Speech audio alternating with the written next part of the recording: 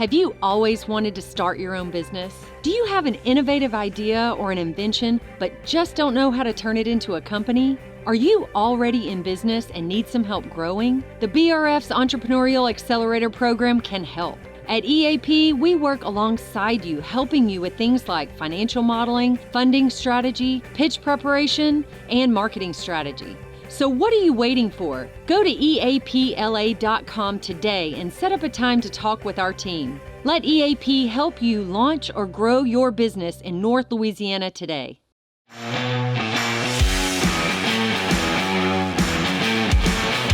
Welcome back to On the Cusp. I'm Dave Smith with the Entrepreneurial Accelerator Program. Back with me for the next episode is my co-host Matt Snyder. And Matt's brought a really fun, festive guest for this one. I'll let you introduce. Man, I'm pumped about this. I mean, we've been friends a long time, and my man Sylvester Marshall here from Social Circle Events and Entertainment.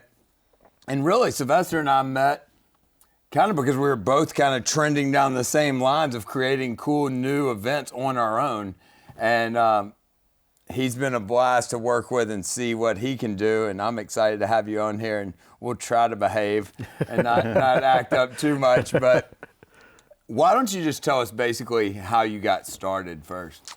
Well, we started in 2017. I just kind of traveling through the country, the region with work. I would see these really cool events going on in these places and some of these major cities. And I was like, we can kind of do some of this in Shreveport. And so I started out really small with wanting to create just small, intimate events. And so I just started out inviting classmates, people that I knew were trying to get their businesses off the ground. I figured it would be a good way for them to kind of have a platform to launch their business and kind of get some free promo and some marketing. And through a lot of hard work, a lot of mistakes, a lot of lost money, as you may understand, we've grown, done some really cool stuff over the years. Well, so was Brunch Under the Bridge the first one? Brunch Under the Bridge was kind of our big lunch, as far as we had done a lot of other smaller events. It came out of nowhere. And it was like, for me, it was like, that's the first time I heard of you. Right. Because it was Brunch Under the Bridge or whatever. Mm-hmm. And then the picture, it was huge. So Brunch Under the Bridge was kind of our huge first ticketed, open to the public kind of introduction to the city. And boy, was I in for a I think we're really lucky in Shreveport because we got guys like you and Matt who are putting on really fun events. And to me, Matt and I get in this big debate over, do we need more jobs or we need more culture? Okay. I think what we've come up with is, yes, we need both. Yes, you definitely need both. You need the jobs to sustain the culture and to grow it, and on all across the board. And also you need something to attract the jobs as well. Yeah, and one thing that Sylvester's always really impressed me with is if you have the right people creating the culture, creating the events, Sylvester sets a standard for his events. This is a culture that has dress codes a lot of time. Mm-hmm. Definitely has Sylvester on social media hammering people about how they're going to act at his event. And he's setting the standard of what a cool event in Shreveport is and how you act at it. And I think that's what I try to do too. And I think that's important. Right. Because if you just have anybody creating the culture of your city, well then you're left for whatever it is. Your culture of your city can be YouTube videos of machine guns and drugs. Right. Absolutely. And I think that's kind of gets lost a lot also is it's kind of showing a different narrative. I think sometimes we watch the news, sometimes we watch, Fox News, CNN, whatever we watch. And I know Shreveport kind of gets in that box of thinking that certain things are just a certain way it's all about the algorithms in the right. search engines and exactly. and the platforms. Yeah, exactly. And whatever people are clicking on is going to quickly rise to the top. Okay. Exactly. And the bad thing about Shreveport is that's what's always at the top. Right. You can on any given day. I don't care what you want to go. Okay. I think to me That's what people see. Okay, what they don't But that's see. not what's out there. But that's not what's out there. That is Right. not Shreveport. And so people, I think, get up from their cell phones, their laptops, their computers, and they think that's the full story. They think that's the story of Shreveport. They think that's the narrative. And so that was kind of my thing, is to show that no, that's not the that's not the narrative. That's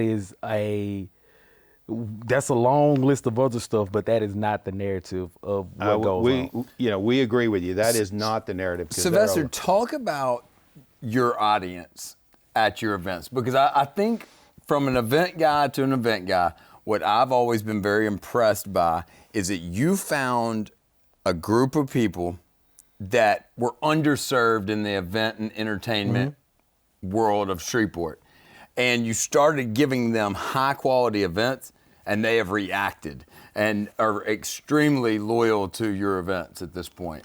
So I would say our clientele, it started with people that I just grew up with, went to college with, things like that, people that had moved to Shreveport that weren't necessarily from Shreveport. I went to Northwestern, so there are a lot of people from Lafayette and Alexandria and Baton Rouge that are here in Shreveport that they don't really, they don't know. They don't know what goes on. They're not from here. And I just found that there wasn't really a lot of events and festivals going on or just things for them to do. So it was a comfortable space for them to come out and kind of enjoy. And one thing we kind of honed in on was, for a long time, Shreveport had this connotation from in the Black community of from the DJs and music of being like this rough, hard hip hop community of just that I believe that just bred and fueled a lot of violence and things like that happened in the city and the region. And so my thing was to create, you can change a narrative. You may not change it overnight. You may not change it in a day. You may not change it, in 7 days or a year or whatever. But you can really show and change to combat that. Mm-hmm. Well, Matt and I have talked about this before. I grew up in a different era. The downtown was crazy. We had the riverfront. Okay, I went to school in Monroe. And I had friends from Shreveport, and on the weekends, we were coming to Shreveport, okay? Because there was just so much to do, and there was something going on every weekend, right? Okay? I want to see that, all right? That's what I want. And Sylvester's done a great job of creating events that look a certain way. I mean, Sylvester's last event, you couldn't have had any more pink out there. And they're at a higher level, and there is an audience that I feel like is full of, when I look at your audience, it's nurses and attorneys and, it's professionals we see all the time that no one was creating events for. Right. And what that also does is that elevates everyone. So whereas, yes, you have your high-level professionals, business owners and things like that, you also have, like, for instance, our New Year's Eve, you just have your everyday guy that, he never gets a chance to take his wife out with a tuxedo on and her with a nice dress on. And, everyone kind of needs that, wants to feel that elevated level of experience. So since you brought it up, like that. Rock the Clock, your New Year's Eve party. The first one, how many people were at it?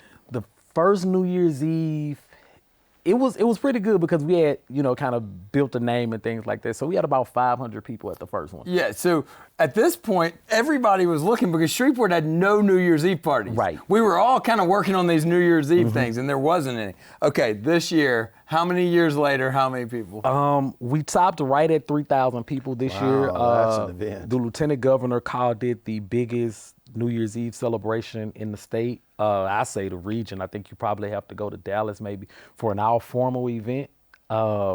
We have national sponsors such as Jack Daniels, Corbel Champagne. This year we had Herradura Tequila. So we 3,000 people in the Shreveport Convention Center. Formal event. People do not realize that is happening. We sold out the Hilton Hotel. Pretty much every hotel downtown was sold out. How many problems did you have? 0. Not one. That is a Now, that you is a do a conception. lot. I I mean, fight too. you're not just Shreveport. We were talking before. You're splitting your time back and forth between New Orleans and Shreveport, right? Yeah, but that's for the 9 to 5. Yeah, for your 9 to 5. That's the other cool thing about Sylvester. Sylvester's a very successful Entrepreneur, worker. working. So I started out for the past 12 years. I was in pharmaceutical sales, medical devices, and so now I'm in governmental affairs and policy. I moved over to the government side, policy side, just this past August. So I've been doing that. So you call Sylvester and he's on his way to the Capitol, and you're like, "Well, have you ordered all that champagne for your event?" Right, exactly. So I'm all day long. I'm constantly changing hats. Well, that that keeps is- you busy for sure. That's so cool. And like a lot of the people that are doing cool things right now, especially in business in Shreveport, and I mean, Louisiana Daiquiri comes to mind, and CNC and all those. These are people that are working several different things Right. to make it all work. And we all kind of are having to, because the events, like you said, we worked lots of years Right. I don't think people without making money and with huge risk. And people don't understand, and I think that's also the our age, the millennial culture now is the kind of, okay, I have my 9 to 5, I have my career, but then also for my peace of mind, I've also learned all these things kind of just in our time, and this new entrepreneurial spirit is, okay, I can also take these tools I've learned from the corporate world and put them into my own business and kind of and help my community. And help my at the same community. time. Before we go, we would not be doing this justice if we didn't go into this for a minute. Let's go. All right, let's go.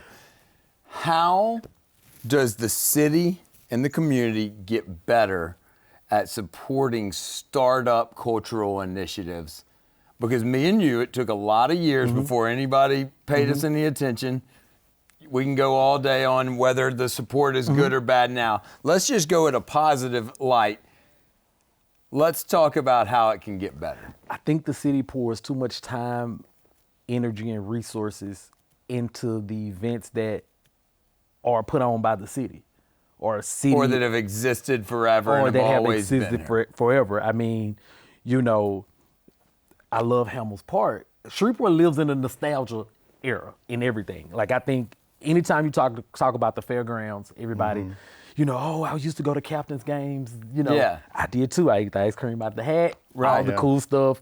However, it was there. We like to pass by it and say it's there, but are we actually going and supporting it? That's good. But what if we were not talking about how great that was, and we were Right. planning on how we were going to go do something cooler? Right, exactly. like, I loved Hamels Park, but I ride by and like, wow, if somebody said they were, it's not there anymore, but if somebody said they wanted to build some condos out there, everybody would be, I think it's a church now, but we hold on to these things that Yeah, I think that church still kept the log ride around for 20 years. I right, mean, it gave us a sense of, comfort to ride by Community, and still see it. connection. Yeah. You connect with those things. Exactly. So anytime somebody wants to touch these things, we get in an uproar. Same with events, is that a lot of these events that were created 20, 30, years ago have not kept up with the times, have not transitioned. They have not true. they have no longer connected the community. and they're good for what they are. They're good for what they The are. people that love them, support them, that's great.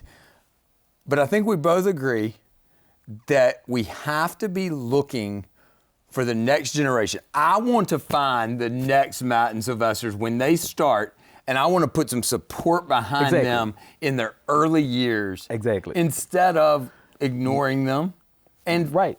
actively Yeah. fighting them at times. Or putting obstacles up in there. Right. There are so many obstacles it takes to host an event in Shreveport.